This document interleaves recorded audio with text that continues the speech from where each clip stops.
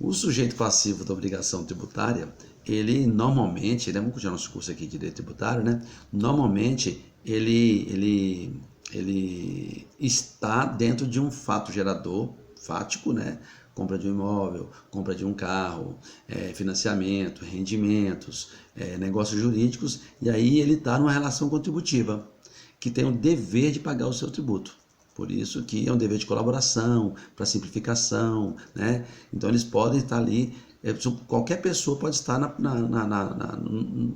posição de sujeito passivo da obrigação tributária, tá bom? Então, inclusive tem os terceiros.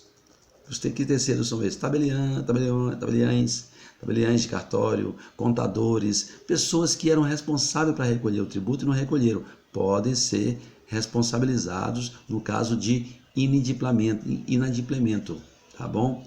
O sujeito passivo não é mero pagador, ele é um contribuinte um contribuinte econômico, tá certo?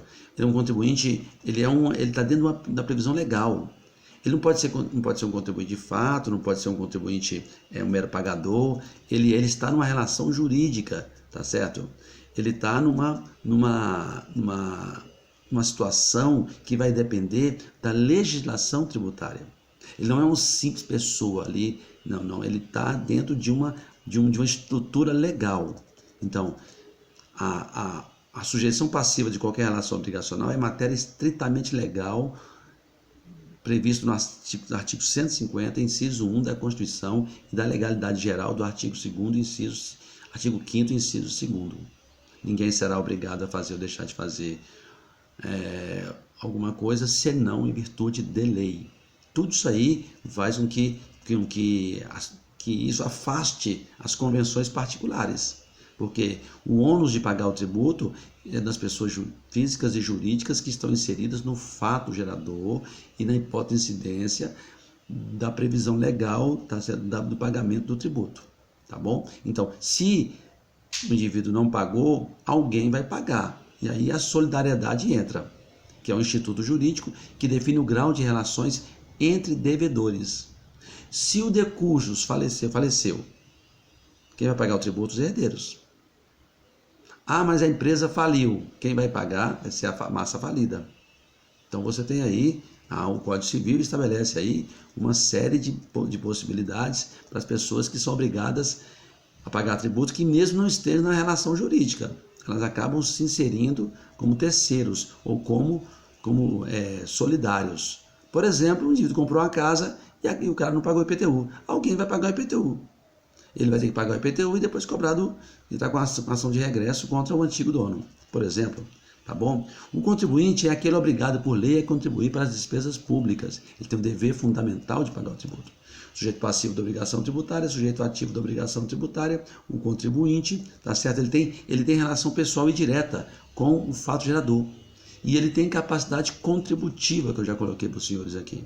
Então ele tem capacidade contributiva, ele tem previsão legal, ele é o sujeito ativo da obrigação tributária, ele é o sujeito passivo da obrigação tributária, sujeito passivo de obrigações acessórias, né? Tem que entender isso aí, essa linguagem. E aí o substituto tributário é o terceiro que a lei obriga a apurar a montante devida e cumprir a obrigação do pagamento do tributo em lugar do contribuinte, tá certo? Isso é muito comum isso aí, tá bom? É a própria substituição, é a concentração de sujeitos. Para que isso? Para que haja uma responsabilidade tributária. Nós temos a regra matriz de incidência e a regra matriz de responsabilidade tributária, onde o CTN atribuiu a um terceiro o dever de própria colaboração e de pagar tributo. Então, por exemplo, na sucessão, na representação. Então, na sucessão, os herdeiros. Na representação, tutores e curadores e administradores de bens. Tabeliães e escrivães, tá bom? Prática de atos com excesso de poderes, no Estatuto das Pessoas Jurídicas, com dolo ou com fraude, tá? Objeto de obrigação de responsável de crédito tributário. Tudo isso aí pode levar uma pessoa que é um terceiro, um solidário, a responder no caso do pagamento do tributo, por causa das relações obrigacionais que estão previstas na obrigação principal, tá certo? Porque se eu tenho uma responsabilidade solidária, eu posso também ter a subsidiária, que é quando você tem que que provar a responsabilidade aí, não é solidária, mas é subsidiária, e aí eu tenho que correr atrás de saber quem é o pagamento, quem é o devedor do tributo. Porque a solidária está lá, né? Não precisa nem benefício de ordem, já deve lá, tá certo? Então não tem um benefício de ordem, a responsabilidade pessoal é exclusiva do pagamento do tributo, tá? E ainda temos a responsabilidade dos sucessores, eu comentei com os senhores. O indivíduo morreu, ele deixa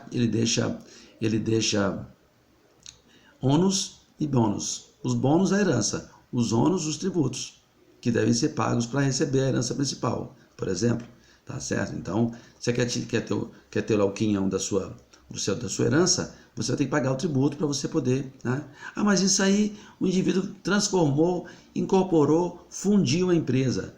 Isso importa, porque para a sucessão temporária, o fisco vai cobrar de acordo com a necessidade e de acordo com o fato gerador da época da pessoa jurídica que estava na ocorrência tributária. Daqui a pouco a gente volta.